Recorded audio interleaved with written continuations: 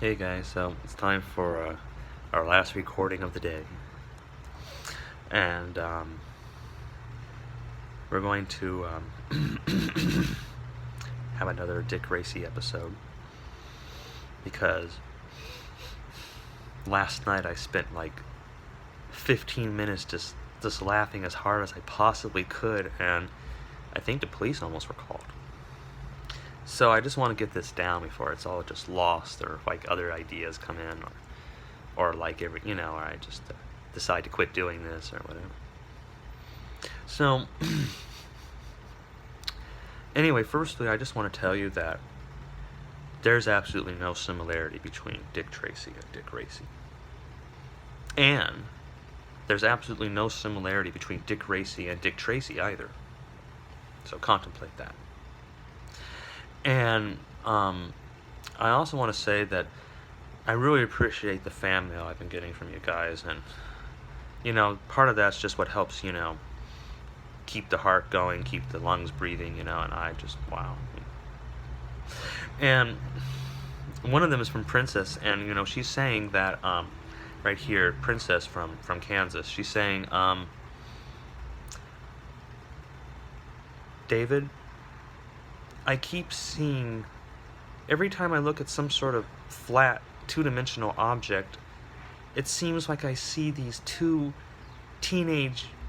lecherous teenage boys, and whenever they appear, they look at me and they sing this rude little song, and then they seem like they're coming after me, like they know things that I don't, and I'm scared of them, and I don't know what to do.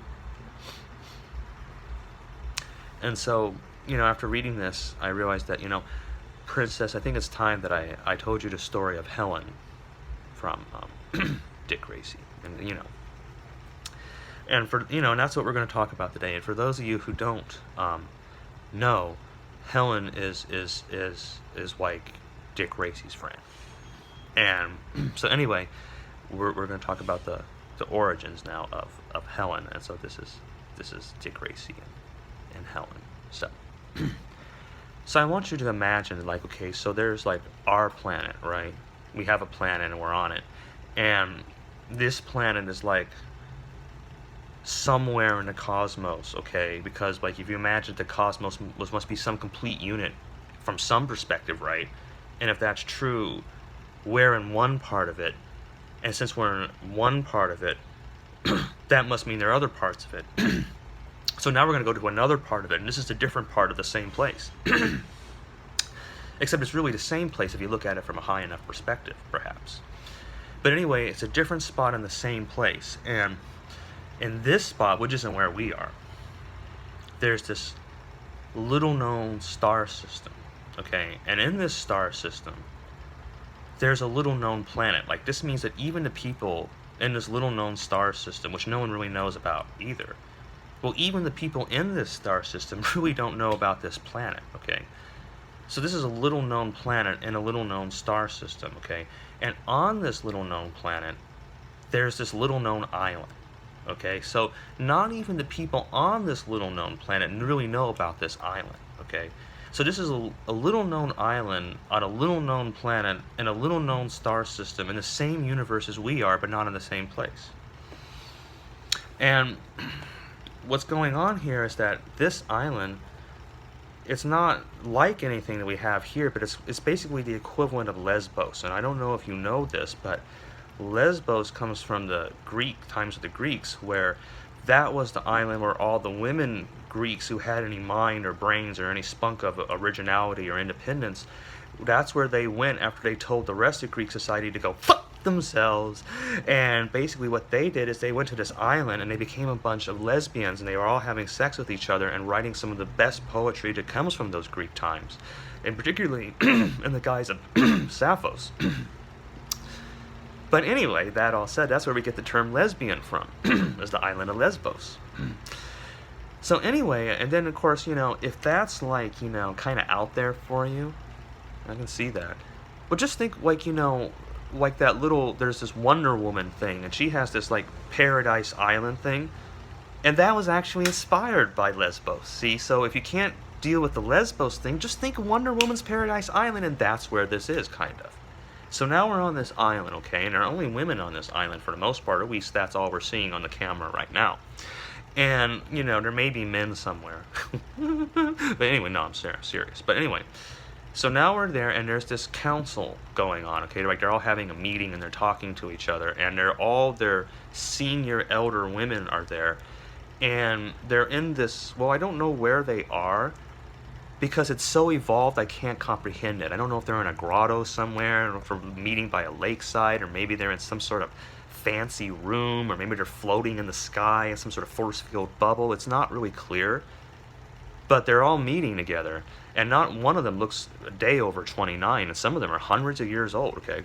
So they're all meeting together, and they're talking, you know, they're doing whatever, I guess, ancient women do on the island of Lesbos, and they're being very serious about it. And into their midst comes Helen. And, Helen, she's very beautiful, okay, but she's understated, okay? She doesn't exaggerate herself, okay? Like, she's just in a plain house dress, okay? Like, nondescript, just, pleasant, but nice form-fitting, but not, too flattering, but not unflattering. And so there she is, and she just, presents herself before the council, and the chattering, winds down, and one of the women says, Helen, you have mastered the basic skills of being a woman. You've learned how to have an orgasm.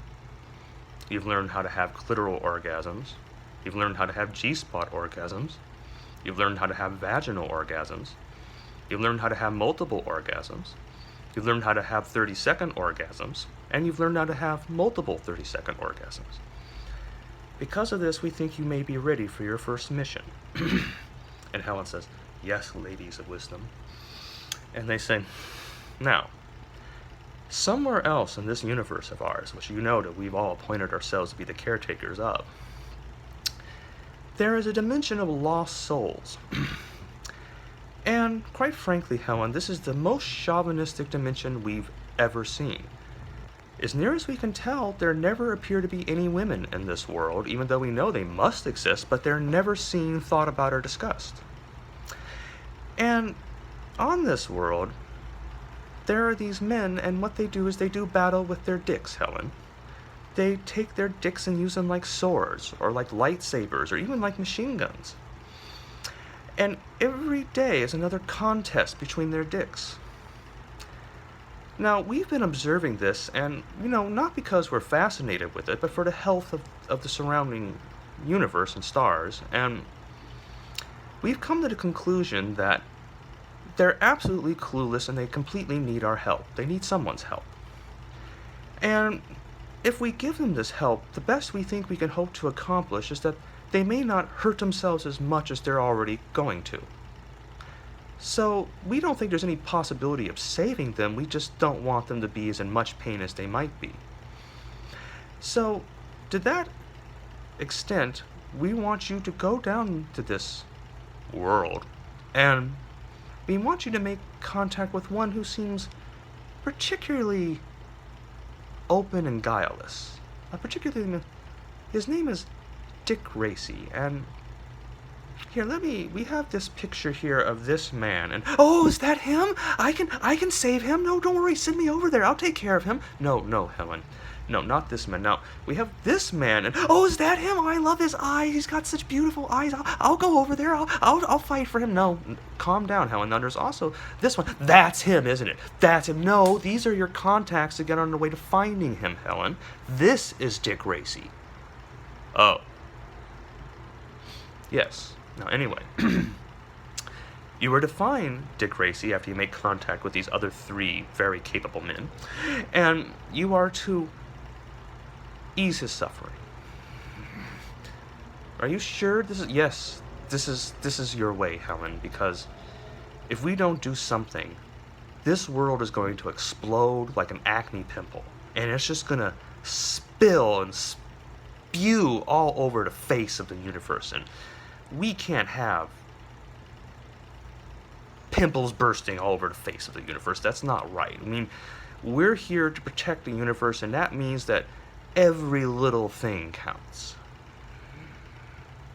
She says, okay, ladies of wisdom, I'll save Dick Racy. So anyway, they like put her in this little cocoon or something, and then they just like, what it's really interesting is like this, like a dandelion puff, and then they hit it with this giant, like, you know, foam bat, and it just flies across the universe and lands in Dick's backyard. So she comes out of this fluffy, like, you know, cocoon, you know, and she's all like, you know, totally nude, and so all these cars stop all of a sudden, and all these guys look out, and because it's this weird, strange dimension, all their things start peeping up out of their pants and poking up above the window, so you see sort of like two people are looking at you out of every car. And she's never quite experienced, you know, the thrust of male attention before, but because she's such a stable and caring personality, she doesn't let it faze her. She just goes into Dick's house and puts on his clothes. She says, well, I'm already beginning to feel like him. So then, you know, being like, you know, an intelligent and attractive lady, and with some, you know, he gave her a little bit of like some things that's like spin, some baubles to give the natives to secure lodging, etc. You know, she manages to get a job at the police department as a police counselor. And so then she starts trying to, you know, the relatively easy task, of course, of insinuating herself into Dick's arms. And this actually turned out to be harder than you would think, because all Dick could think about was his dick. But you see, it somehow thinking about his dick didn't have anything to do with women. It was just his dick, and his dick just ruled all, but it had nothing to do with her because she was beneath notice. And so, you know, she said, well, gee, how can I maturely grapple with this, right? So, you know, she tried over and over again, and this would be like a typical interaction. Let's say they meet in the copy room. And, you know, and she would say, you know, she would just be, you know, right next to Dick, and they'd be waiting for the photocopier to finish. She might brush her side against him. I love the smell of toner, don't you? Hot toner. And so then she would like try to like, you know, maybe stroke her tit a little bit, you know, or like, you know, and he just wouldn't notice it. Wow, I'm gonna go get some coffee, because nothing smells better than hot coffee and hot toner mixed together. Oh boy. And, you know, and that's when she just slammed her fist onto the copier, causing it to stop, and said, Dick, why won't you treat me like a woman? And he would go, oh, stop. And so he looks at her for like the first time or something. And he's doing that a lot, looking at her like for the first time. And, you know, and he says, well, because you're a coworker, I have to treat you like a man. And she says, yes, I know you have to treat me like a man when I'm your coworker, but I wish you would treat me like a woman. Says, well, but if I started treating you like a woman when you're starting to act like a man, then that means you're going to charge me with sexual harassment. I can't do that. I'm a cop. She says, first off, Dick, cops harass people sexually all the time, so I don't see why you can't do it. Well, but I try not to do stuff like that. I only try to molest the people who break the law. She says, yes, Dick, but what I want is I want you to treat me like a man and like a woman. Oh, that's getting kind of kinky for me, Helen. I'm not sure I have the equipment to do that. Dick! And so it would go on and on like that. And you know, Helen realized she wasn't getting anywhere. And she didn't know why she wasn't getting anywhere, but she surely wasn't getting anywhere. And she began to have this reoccurring nightmare. I mean, she was just trying so hard and not getting anywhere. And it was this terrible nightmare where she would dream that she was hanging over a cliff, you know, and there was a steep drop into these water, you know, these rocks that were crashing in the waves below, the waves crashing on these jagged rocks, and she's dangling like 200 feet above them, and it's just a sheer doom of a drop, you know, and she's dangling and slipping from this cliff, and the only thing keeping her from falling to her doom is Dick's dick, you see, because Dick is standing on the cliff and he's got a secure foothold, but she's clinging to his dick, see, so she's hanging from his dick over this cliff, over this terrible sheer drop of doom, okay, and she's clutching his dick, clutching it for sheer, you know, for dear life, you know, but his dick is all lubed up because she was trying to give him a hand job, so now there's all this lube on his dick, and so she's slipping down it with all this grease, and she can't keep a grip on it, so she's slipping down his dick and then climbing back up furiously as best she can, and then she slips down again, and Dick can't do anything because he's enjoying it too much. He's like, you know, but she's not helping. She's falling to her doom, and she's slipping up this greased dick, and she would just wake up and sweat, you know, and she'd be wringing, like all her sheets would be all wrung into a rope, and she'd be oh, oh, oh, oh, it's just a dream, just a dream, just a dream. And so then, like, she was just getting to her wits and knew this couldn't go on. So she, one day, she just went straight up to Dick and near tears, she says, "Dick, I've been trying so long for you to get you to go out with me that I've been having this terrible dream where I'm hanging over a cliff and the only thing saving me from doom is your dick, but it's all greased up and I have to keep climbing and slipping down it over and over again." And Dick says, "What a great idea! That sounds like the kinkiest thing I've never imagined, something like that. Let's do it!" Huh? And so that's how they had their first date, you see, because Dick was just totally enamored with that idea. Wow, I've never heard of something like that before. So what they did is they went to her apartment, okay, and they got a bunk bed, okay. They bought a special bunk bed that was extra high up. And then he threw himself on the top all nude, okay, and heaved his dick over. And then she's there right below it, and it's actually like this 8-foot bunk bed in this high ceilinged apartment. So she's looking up at his dick dangling down, and she has to climb this little ladder, this little step stool, you see. And she's climbing up the step stool when suddenly the phone rings, okay. He's like, "Oh, hold on a moment, Dick, it's the phone." And so then she climbs down the steps. So she goes over to the phone and picks it up. And it turns out that it's all the guys from the precinct. They've rented the apartment over and they're now watching the whole thing through a telescope. So she hangs up on them. "Stupid guys." And then goes back over to Dick and she climbs up on this stool, and just as she's climbing up to grab his dick, which is all lubed up and ready, there's this flash of light from the apartment over, and it's the light of the moon, you see, reflecting off the lens of a telescope, and it blinds her for a moment, and she stumbles and knocks over the step stool, and now she really is dangling for dear life from his dick. And so she's going, oh God, oh, and she's going, and she's doing it over and over again. She's going, "Oh God, I'm gonna fucking break an ankle, oh God." And then it hits her right in the middle, that now her dreams become like reality, and she's going, "I can't believe this, it's so surreal." She's dangling from the dick and twirling around in circles, and trying desperately to cling for dear life. And then, it all happened, it just starts jizzing right in her face. So now she's trying to climb up his dick, is jizzing right in her face. She's clinging for dear life, and the police are recording the whole thing, and these flashes of light from their lenses, and they're cheering in the next room. And she's going, it's getting all over her tits and everything, her hair. And, oh God, Dick, help me, Dick. And so, like a true hero, at the last moment, he reaches over and grabs her and just heaves her onto the bunk bed, and now they're in each other's arms. And that's how it started, folks. I mean, true love, it starts in any number of ways.